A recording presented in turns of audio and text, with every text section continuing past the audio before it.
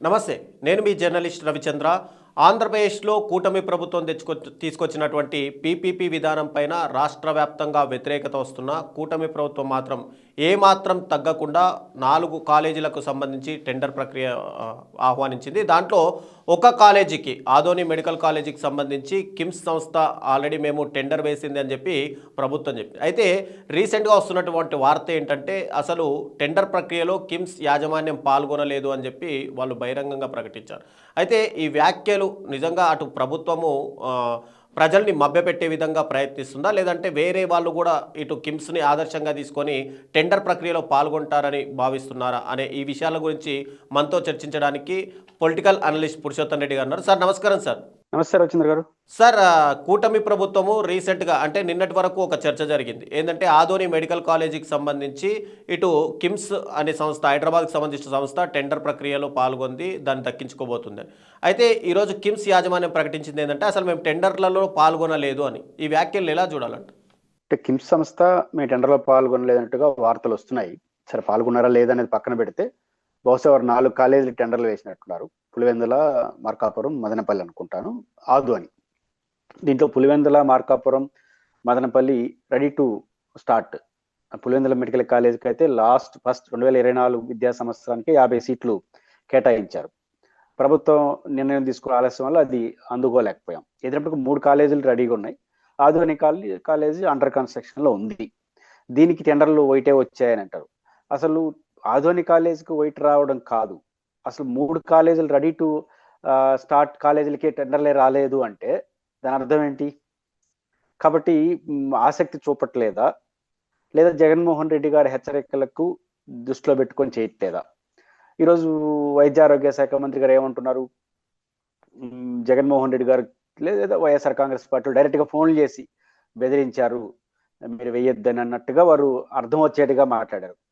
ఇంకో పక్క ప్రభుత్వానికి ఎవరు భయపడరు, భయపడాల్సిన అవసరం లేదని ప్రభుత్వం అంటుంది. పాయింట్ ఏంటంటే ఇక్కడ భయం, భక్తి ఇవేం కావు. జగన్మోహన్ రెడ్డి గారు బెదరగొడితే బెదిరిపోయేట్టుగా అంటే అందరూ బెదిరిపోతారు కదా, కేవలం వీళ్ళు మాత్రం ఎందుకు బెదిరిపోయారు, బెదిరిపోయినారా లేదా అనేది ఇక్కడ ముఖ్యమైన అంశం. మొట్టమొదటి అంశం ఏంటంటే మెడికల్ కాలేజీల విషయంలో ప్రభుత్వం తీసుకొచ్చిన పీపీపీఏ పద్ధతి ఏదైతే ఉందో దానికి సంబంధించి జగన్మోహన్ రెడ్డి గారు గట్టిగా ప్రజల్లోకి వెళ్ళాడు.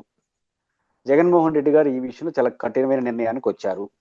దాంట్లో ఒకానొక నిర్ణయం ఏంటంటే, మేము అధికారంలోకి వస్తే మేము వెంటనే దీన్ని పీపీ పద్ధతిని రద్దు చేసి తిరిగి ప్రభుత్వం నిర్వహిస్తుంది విధానమైన ప్రకటన చేసేసాడు. ఆయనకి ఆ రైట్ ఉంది, గెలిస్తే చేస్తాడు. 2, మొన్న అదనం చేసిన ప్రకటన ఏదైతే పీపీ పద్ధతిలో తీసుకుపోయే కాలేజీలకు మొదటి 2 సంవత్సరాల పాటు 60 కోట్ల నుంచి 120 కోట్ల చొప్పున 10 ఇస్తే మేము అడ్మినిస్ట్రేషన్ ఖర్చులు భరిస్తామని చెప్పి జీవో ఇచ్చిందని, ఆ జీవో చట్ట వ్యతిరేకమని, ఇది దీంట్లో అవినీతి ఉందని, దీంట్లో భాగస్వాములు అయితే సంబంధిత కాలేజీలు కూడా లోపల పెడతానని చెప్పినాడు. దీనికి పెద్ద భయపడరు. కానీ ప్రధానమైన అంశం ఏంటంటే, నేను వస్తే తిరిగి ప్రభుత్వ పరం చేసేస్తాను అని ఒక లైన్ తీసుకున్నాడు. సహజంగా రాజకీయాల్లో ఇట్లాంటి హెచ్చరికలు మామూలుగా ఉంటాయి, కానీ ఈ విషయంలో జగన్మోహన్ రెడ్డి గారిని నమ్ముతారు. ఎందుకు నమ్ముతారు? ఆయన 17 మెడికల్ కాలేజీలు ఆయన పొలిటికల్ విల్ పవర్తో తీసుకొచ్చాడు కేంద్ర ప్రభుత్వం నుంచి పర్మిషన్. దాంట్లో 40% కేంద్ర ప్రభుత్వ నిధులు. ఆల్రెడీ 6 కాలేజీలు పూర్తి అయిపోయినాయి.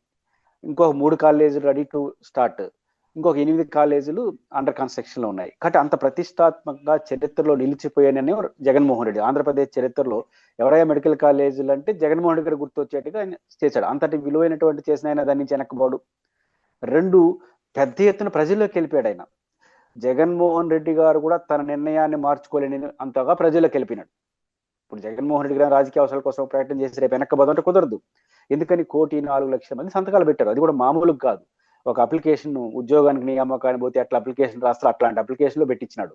అంత వివరణాత్మకం పెట్టించారు. 1 కోటి మంది ఇన్వాల్వ్మెంట్, 1/4 సమాజం ఇన్వాల్వ్ అయిపోయింది. చదువుకున్న వాళ్ళు వీళ్ళందరూ ఉన్నారు. కాబట్టి జగన్మోహన్ రెడ్డి గారు వెనక్కి పోడు.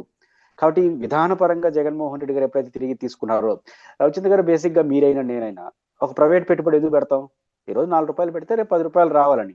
2 ఏళ్ళ తర్వాత ఆయన వచ్చి మళ్ళీ ప్రభుత్వం తీసుకుంటే ఎందుకు ఆ రిస్క్? మనకు భయం కాదు, ఇక్కడ లాభదాయకం కాదు. ఏం ప్రయోజనం? 2 ఏళ్ళు కింద పైన పడతాం, మళ్ళీ ఆయన వస్తాడు తీసుకుంటాడు, ఇది ఏం లాభం? దాని బదులు ఇంకో చూసుకుందాం అని ఎవడని అనుకుంటాడు.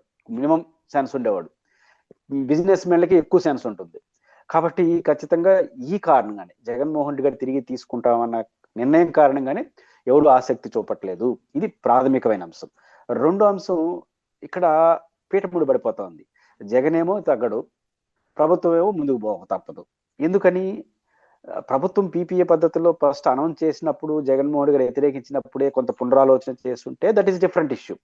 ఇప్పుడు జగన్ గారు 1 కోటి మంది సంతకం పెట్టేసి జనంలోకి వెళ్ళిపోయి హెచ్చరికలు చేసి వాళ్ళు టెండర్లు లేక ఇప్పుడు కానీ ప్రభుత్వం వెనక్కి వస్తే పొలిటికల్ గా చాలా నష్టము. ఎందుకని? జగన్మోహన్ రెడ్డి గారు అప్పర్ హ్యాండ్ తీసుకునేస్తాడు. ఇప్పుడే తీసుకున్నాడు ఈ మెడికల్ కాలేజ్లో, మళ్ళీ తీసుకుంటాడు. కాబట్టి ప్రభుత్వం భయపడినట్టు కదా. ఇంకా ఏ నిర్ణయం తీసుకున్నా జగన్మోహన్ వ్యతిరేకిస్తే ప్రభుత్వం వెనక్కిపోతుంది మెసేజ్ అనేది ప్రభుత్వానికి ముందర కాలబంధం అయిపోతుంది. కానీ ప్రభుత్వం వెనక్కి రాలేదు. పోనీ ముందుగా మొండిగా పోదామంటే జనంలోకి వెళ్ళిపోయినాడు. అల్టిమేట్ గా రేపు గెలవాలి కదా ప్రభుత్వం, ఏ పార్టీ అయినా. కాబట్టి ముందు పూస్తే నెయ్యి, వెనక పూస్తే గొయ్యి. ఇలా ప్రభుత్వం తీసుకున్నటువంటి ఈ నిర్ణయం కారణంగా ప్రభుత్వం ఆత్మరక్షణ పడిపోయింది. ఫస్ట్ టైం 16 నెలల తెలుగుదేశం ప్రభుత్వం ఆత్మరక్షణలో పడిపోయింది. ఆత్మరక్షణ అంటే అర్థం ఏంటి? ముందుకు పోలేరు, వెనక్కు పోలేరు. ముందుకు పోదామంటే ప్రజా వ్యతిరేకత, వెనక్కు పోదామంటే జగన్ గారు హీరో అయిపోతారు. ఇక్కడ జనరల్గా అంతే కదా. ప్రతిపక్షం పోరాడిన తర్వాత వెనక్కి పోయినంటే తలొగ్గింది అనే మెసేజ్ వెళ్ళిపోతుంది కదా. అందువల్ల ముందుకే పోతా ఉంటారు. ముందుకు పోతే ప్రజా వ్యతిరేకత ఆ రకంగా ఒక ఆత్మరక్షణ పడింది. జగన్మోహన్ గారు అప్పర్ హ్యాండ్ తీసుకున్నారు. దానివల్ల ఇది పూటముడి పడి జరిగింది. ఇంకా దాని పర్యవసనాలు ఎలా చూస్తాయని చూడాలి.